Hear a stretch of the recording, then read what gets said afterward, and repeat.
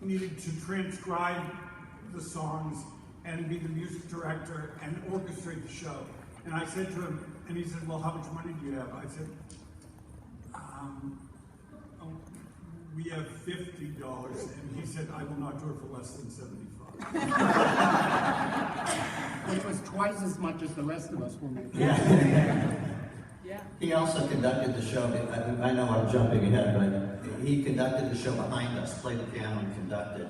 And it was really cool because you could, during the show, if you didn't like the tempos, you could turn around and scream at him, what are those tempos? Speed it, it's too fast, it's too slow. And we became famous for just being terribly badly behaved at this time.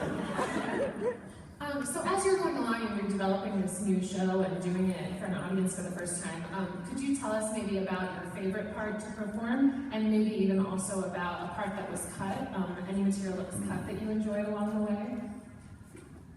You can also talk about that. I don't know.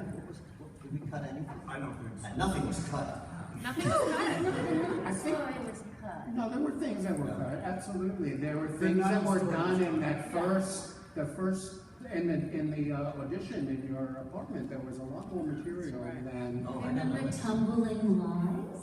Tumbling Lies, I love. I know. That's a good Wait, song. sing it. What was It didn't make any sense. Tumbling Lies, tumbling lady, tumbling. I don't know. Oh, yeah, that's right. Well, he never wrote music out. He would just write lyrics on a yellow pad. Lyrics with notes above them, and they weren't written And like chords. this. They were written here, here, here, and we would stand over his shoulder and sing. You know, he would bang, and he was like he plays the piano by just really banging on it really loudly. Thank It's true, and we would just, you know, we would sing. We were loud. I'm shocked that your neighbors didn't like that. In fact, one time I went in I was going to my apartment at 10:30, and my next door neighbor said, oh, time for the concert. They moved soon after, and they were lovely, lovely. I have a memory. Bill wanted Miss Goldberg to wear sunglasses, and I was convinced that he was trying to. What? Oh, Mike. Oh, I always can be heard usually, but okay. No, I was convinced that Bill was trying to ruin my career by putting sunglasses on me, and I think I cried for a day, and I really was convinced. He was like, "No, you have to wear sunglasses for the whole show." I was like, "What are you trying to do to me?" Remember that? She thought her eyes were so expressive. Yeah, I thought that's part of my, charm. It's my eyes. Are you killing me? But then there was just one point in the show where I took the glasses off, and it was, I guess, very effective. Very But I thought he was trying to ruin my career. And that was during the rape of Miss Goldberg. Yeah. She took the glasses off and was One of my favorite songs, The Rape of Miss Goldberg. Great song. Hey, thank you. Thank you, Dawn. Favorite song of everybody at Playwrights Horizons at the time, because shortly after Bill and all of you came to work at Playwrights, all the tunes became infectious. They spread throughout the building, and everybody was humming everything. But mostly everybody was humming Scrubby Dubby Dubby. Yeah. Well, I was going to say, Scrubby Dubby, I mean, that's one of my favorite songs, but also, my memory of that is that if Alison or Mary got mad at me during the show, they were pouring water on my head. Cold water in the middle of winter. Yeah, and if they were particularly annoyed with me that evening, that water would be so cold, being poured out. It is true. Out of He annoyed me all the time. a, Annoyed me all the time. Wait, no, is Bruce Yecko here? Is Bruce Yecko here? No. No? Bruce Yecko was then doing records. The only reason you know this thing is because Bruce Yecko was doing records of shows that no one wanted to record. And he very kindly did In Trousers. And that's the only reason you've even heard of any of that shit, you know? There's one other song that I remember vividly, and that's Passion of Rhoda. That's one of my favorites, because we did some good harmonies on it. Passion of Rhoda. Gorgeous song. That's a really great It song. is not a really great No, it's a But great there's song. one line, there are 7 kinds of love, and she told me you're the 5th kind and the worst that I found.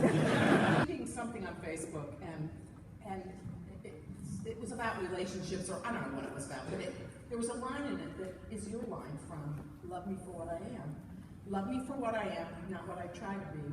And the line in this thing that I was reading was, you know, don't try and be anybody else. It was like a bastardization of the line, but I went, oh my God, Billy wrote that so many years ago. Yeah, but they didn't hear the show. They didn't get it. You know, Yeah, but it's a brilliant lyric. I mean, it's, you know, like stuff we can all pay attention to and use in our lives.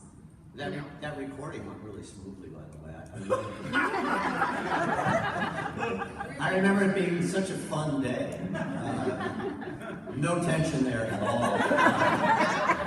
But one of the things I wanted to say about the recording, and I don't know if this is true or not, but Billy might, you know, there was only so much data you could get on a vinyl recording in those days. So we were counting seconds. Every second counted, but I think also the tempos were sped up. Everything was sped up. Yeah. Everything was a little sped up so that all the songs could fit on the recording. And I think that became kind of the folklore. I think that's how people. I don't think we did it that fast on stage, but that became the whole trilogy, all the albums everyone grew up with and listened to and are so devoted to now. Thank you.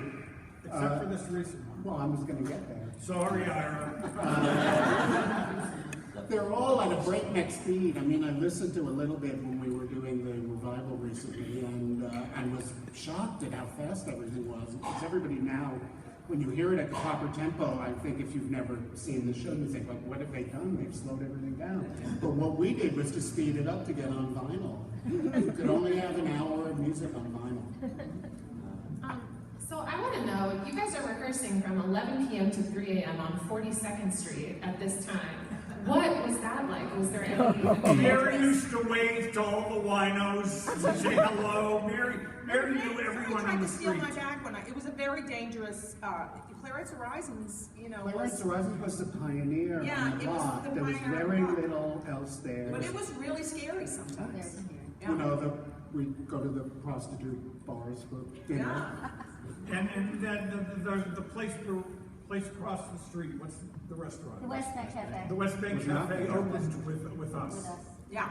within trousers. And they're having their 40th reunion. Yes, Bill was such a fresh and different voice that no one had ever heard before, that the audiences, my memory is that they were kind of like, they didn't quite know what was going on, but they knew that they were hearing something really fresh and special. And so that was very exciting to be part of. And they didn't know any of us. We were all young, and you know, nobody knew really. They just knew that this was something they were sitting in on that they had never seen before. And I think if Frank Rich had been the critic at the Times, we would have all been famous right away. Bill, all of us. Who was the critic? Richard Eater. I hate that. He reviewed like 7 shows. I hate him. He got one of his 7 shows. Fucking dick. Yeah. My question is, what has it been like over the years to come back to the material? Has it been, I guess, are there things that you didn't realize about it in '79 that have kind of become clear over the years, or have you seen any productions of it? Marvin is dead. I wanted to come back to it, but Bill wouldn't let me. You know, because it was done a few times. It was done at and second it stage. was done at second stage. J.O. Sanders playing Marvin. J.O. Sanders. Billy thought I was too short to play Marvin eventually. He thought I didn't look right. Probably other reasons, but that was. And actually, it's listed in the songbook that was released that we're not even listed as the original cast, which is a bone of contention. No, we're not angry. We're not angry about that. Yeah. What are you talking about? We're not listed as the original cast in the libretto. Really? That's right. Oh, because it was The trilogy. stupid version. Yeah. There's a published version which contains. It's a very bad version. I made such a mistake. I tried to make it make sense. It's way out of date. It's true. It's way out of date. But yes, in that you are credited as being the original. Is that right? Yes. Yes. Too late.